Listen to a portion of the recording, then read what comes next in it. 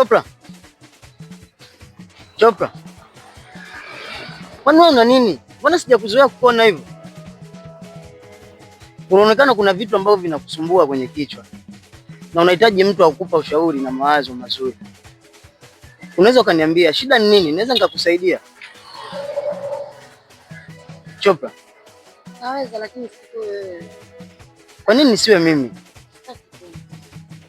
Chopra, acha hivyo. Sawa.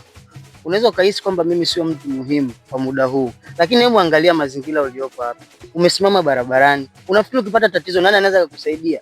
Tofauti na mimi ambaye niliopo karibu. Chopra, jaribu kuwa na moyo wa kibinadamu. Fikiria na hichi ninachokwambia. Umesikia? Mimi lazima nihakikishe unaondoka ile eneo.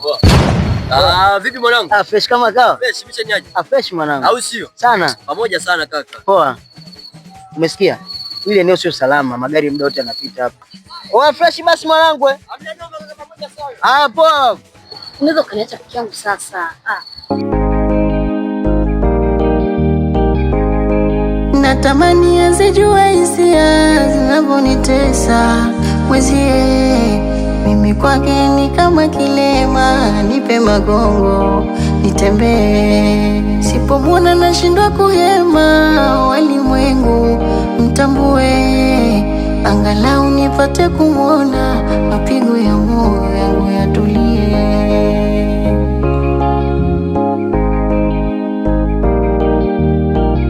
Kama mioyo ingekuwa miwili, basi mmoja mimi ningemgea. Tatizo amejawa na kiburi, maneno machafu kunitolea.